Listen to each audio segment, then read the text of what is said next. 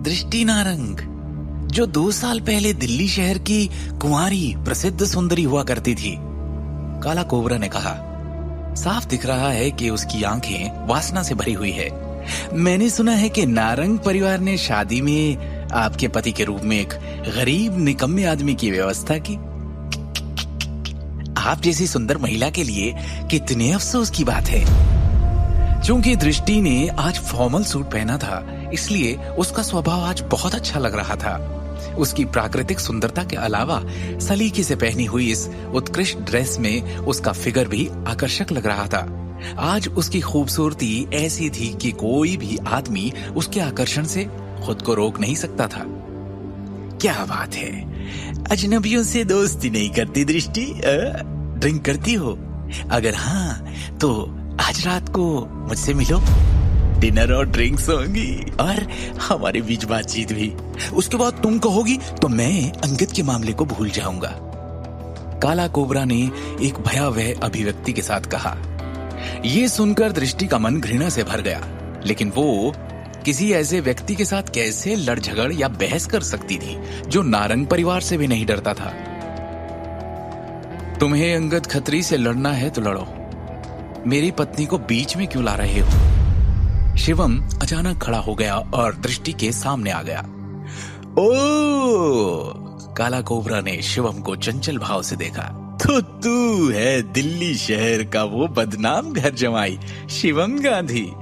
मुझे उम्मीद नहीं थी कि तेरी मेरे सामने मुंह खोलने की हिम्मत होगी।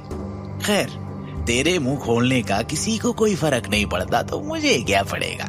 मुझे जो कहना था मैंने कह दिया। काला कोबरा ने अपनी उंगलियां काटते हुए कहा। दृष्टि मैडम को ऊपर मेरे निजी कमरे में ले आओ। आज मैं उन्हें एक अच्छी और महंगी शराब पिलाऊंगा। दृष्टि के शरीर के बारे में कल्पना करते हुए काला कोबरा ने अपने होंठ चाटे। उसने कभी नहीं सोचा होगा कि इस तरह की स्वादिष्टता उसके दरवाजे तक पहुंचा दी जाएगी। ये कहने के बाद काला कोबरा और उसके आदमियों को अचानक बेचैनी होने लगी। तुम मौत को गले लगा रहे हो। उसी वक्त शिवम गुस्से में आगे बढ़ चुका था। उसके घुटने काला कोबरा के पेट पर मजबूती से टिके हुए थे। अगले ही पल उसने हाथ उठाया और काला कोबरा का गला पकड़ लिया। एक ही पल में उसका चेहरा पीला पड़ गया और सांसें लगभग खत्म हो गई। सांस लेने के लिए खांसते हुए काला कोबरा अपनी वर्तमान दहशत की स्थिति में विश्वास से परे चौंक गया था, क्योंकि उसने कभी भी शिवम से पहली चाल चलने की उम्मीद नहीं की थी। बाकी किसी का प्रतिक्रिया देने की तो दूर की बात थी। घुटने टेक दे, शिवम ने धीमी और क्रोध भरी आवाज में कहा और काला कोबरा को ऐसे देखा जैसे उसकी मौत आज निश्चित है। फिर उसके घुटने पर वार करके एक झटके से उसे नीचे बिठा दिया। बल का सामना करने में असमर्थ काला कोबरा अचानक अपने घुटनों पर गिर गया और उसका चेहरा गुस्से में लाल हो गया। तूने सच में मुझे छूने की हिम्मत की? तुझे पता है कि मेरे पीछे कौन है? यहाँ तक कि पूरा नारंग परिवार भी मुझे ठेस पहुंचाने की हिम्मत नहीं करेगा। कोबरा ने गुस्से में देखा और कहा, मैं गाजियाबाद के भाईजी जगनपुरी के खास आदमियों में से एक हूँ, जिसे इस शहर में अपनी संपत्तियों की देखभाल करने का काम सौंपा गया था। क्या ये शिवम पागल हो गया है क्या? इस खतरनाक आदमी से पंगा लेने की क्या जरूरत थी? ये सब खत्म हो गया है, इसके साथ हम सब भी मारे जाएंगे। काला कोबरा की कुख्यात प्रतिष्ठा को देखते हुए हम में से कोई भी इस सिचुएशन से बाहर निकलने वाला नहीं है। कमरे में मौजूद सभी लोगों के चेहरे पर अविश्वास के भाव थे।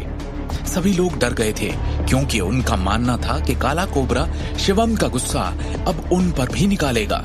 शिवम ने काला कोबरा को उदासीनता के भाव से देखा और पूछा, तो पूरी का आदमी है? पूरी नहीं भाईजी, गाजियाबाद के कुख्यात जगनपुरी भाईजी के आदमी में से एक हूं मैं। इस शहर में शायद ही कोई ऐसा आदमी होगा जिसने भाईजी का नाम जिंदगी में कभी ना सुना हो, है ना? काला कोबरा ने शिवम को धमकी देते हुए एक नजर सबकी ओर दौड़ाई और फिर शिवम को घूरते हुए कहा, अच्छा होगा अब तू मेरे आगे घुटने टेक कर मुझसे माफी मांग ले। क्या पता तुझे जिंदगी की भीख मिल जाए। वरना मेरे ये आदमी काफी होंगे तेरी लाश उठा के ठिकाने लगाने के लिए। उसने अपने आदमियों की तरफ इशारा करके शिवम को देखते हुए कहा, पर अचानक शिवम का हाथ उठा और एक करारा थप्पड़ आकर सीधा काला कोबरा के थोबड़े पर लगा। इस बार थप्पड़ ने अपने पीछे एक गहरा निशान छोड़ दिया और उसके मुंह के कोने से खून भी निकल गया। मरना चाहता है तू? काला कोबरा क्रोध से भरे हुए भाव से चिल्लाया। जगनपुरी के नाम की घोषणा करने के बाद भी उसने कभी सोचा नहीं होगा कि शिवम उसे थप्पड़ मारेगा। तेरी इतनी हिम्मत? कोबरा भाई को छोड़ दे, वरना आज तू ये बिल्डिंग छोड़ने लायक नहीं बचेगा। काला कोबरा के चचेरे भाई और उसके कुछ गुंडों ने शिवम को निशाना बनाकर अपनी लोहे की छड़ें, हॉकी वगैरह उठा ली और लड़ने के लिए तैयार खड़े हो गए। हिम्मत है तो आगे बढ़कर दिखाओ सारे। शिवम ने एक हाथ से काला कोबरा के गले को पकड़ते हुए स्पष्ट रूप से कहा, रुको, कोई अपनी जगह से मत हिलना। शिवम की दम घोटने वाली पकड़ के तहत काला कोबरा सांस लेने के लिए तड़प रहा था।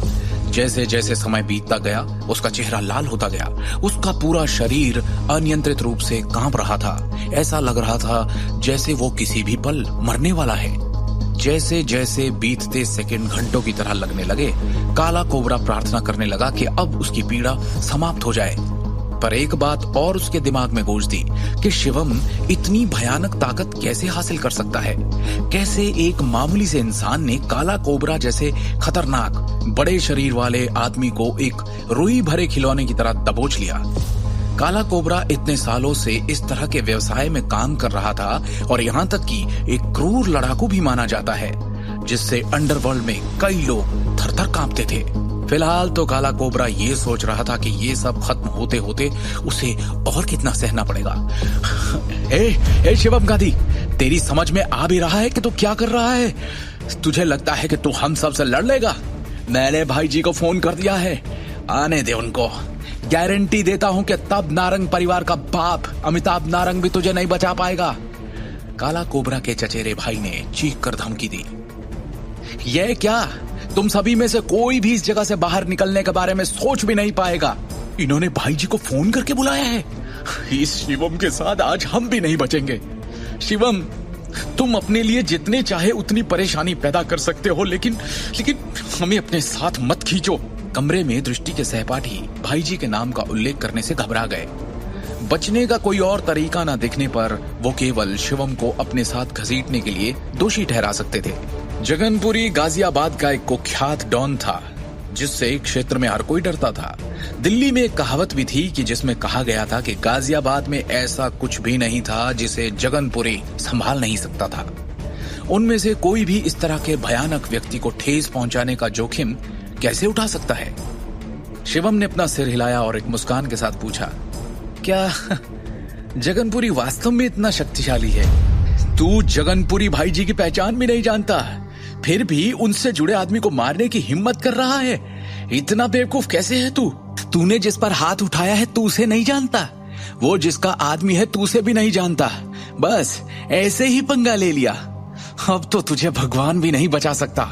जैसे ही उस आदमी ने शिवम से ये शब्द कहे, कमरे के सभी छात्र चकित रह गए। सब शिवम को तिरस्कार और गुस्से से देख रहे थे। उन्होंने शुरू में सोचा था कि शिवम के पास वास्तव में काला कोबरा को मारने की हिम्मत और क्षमता है, लेकिन अभी ये पता चला कि वो तो एकमात्र मूर्ख था जो एक राजा और एक रंग के बीच के बड़े अंतर को भी नहीं समझता। क्या बात है शिवम, तू निडर तो है लेकिन एक नंबर का गधा भी।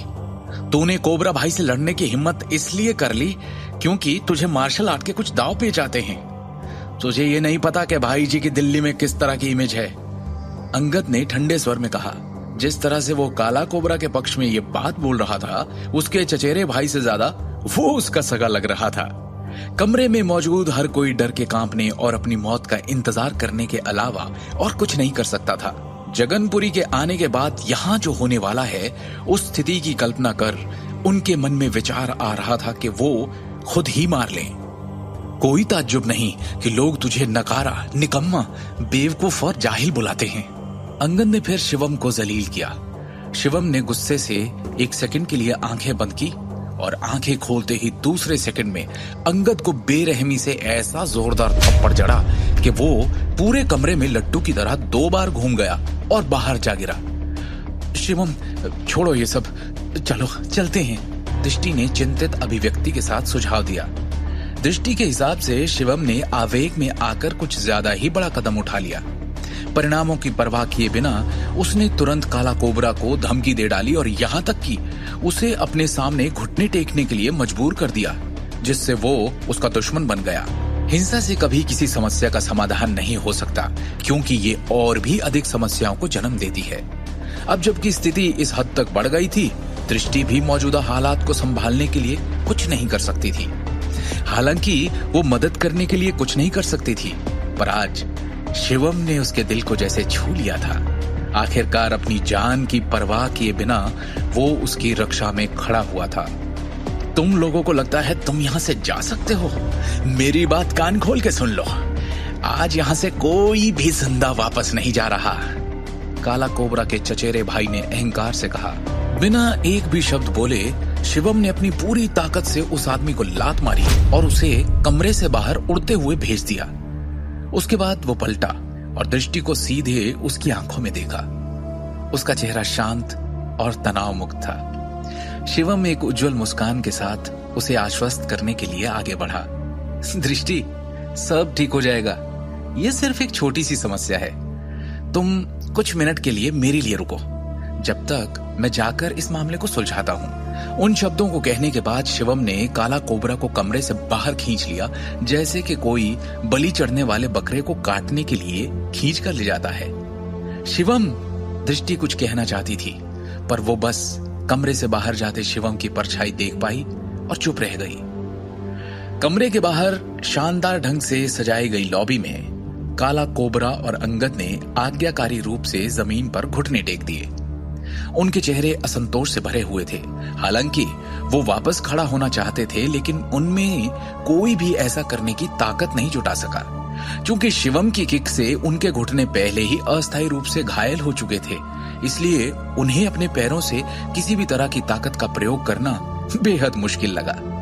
दूसरी ओर शिवम अपने हाथों को अपनी पीठ के पीछे रखते हुए सीधे खड़ा हो गया, जबकि उसकी अभिव्यक्ति शांत और गंभीर रही। कुछ ही दूरी पर काला कोबरा के आदमियों ने शिवम को घूर कर देखा, ताकि ये सुनिश्चित हो सके कि उनके बॉस को कोई नुकसान न हो, क्योंकि आगे जाकर शिवम को रोकने की हिम्मत उनमें से किसी में भी नहीं थी। इस वक्त वो बस भाई जी के आने का इंतजार कर रहे थे। उनके हिसाब से शिवम शक्तिशाली तो था, पर वो भाई जी के सामने खड़ा भी नहीं हो पाएगा। करीब 3 मिनट तक गतिरोध बना रहा। जल्द ही सूट में 1 दर्जन मोटे आदमी एक व्यवस्थित तरीके से चलते हुए लॉबी में आए। दर्जन भर अंगरक्षकों में एक पतला अधेड़ उम्र का आदमी खड़ा था, जो लाल रंग का सूट पहने हुए था और रुद्राक्ष मोतियों की एक डोरी को पकड़े हुए था। भाई जी, आखिरकार आप आ गए। आपको मेरा बदला लेना चाहिए इस आदमी से। अपने गुरु गैंगस्टर को देखकर काला कोबरा चिल्लाया। गुरु शिष्य के संबंध के दिल छू लेने वाले इस प्रदर्शन के बाद भी जगनपुरी का ध्यान कहीं और ही था। वो काला कोबरा की तरफ देख ही नहीं रहा था। वो तो अविश्वास से उस आदमी को देखे जा रहा था, जो अपने दोनों हाथ पीठ के पीछे बांधे, सर उठाए, सीना ताने उसके सामने खड़ा था। पूरी की आंखों की पुतलियां सिकुड़ गईं और उसके माथे से ठंडे पसीने की कुछ बूंदें टपक गई और उसने कहा, मास्टर शिवम? क्या करेगा जगनपुरी शिवम के लिए? क्या काला कोबरा भाई जी की तरह आज से शिवम के अधीन हो जाएगा या बनेगा उसका दुश्मन? क्या आज दृष्टि को पता चल जाएगी शिवम की सच्चाई? शिवम द हिडन वॉरियर के सारे एपिसोड्स को सुनने के लिए डिस्क्रिप्शन में दी लिंक से डाउनलोड करें पॉकेट FM ऐप।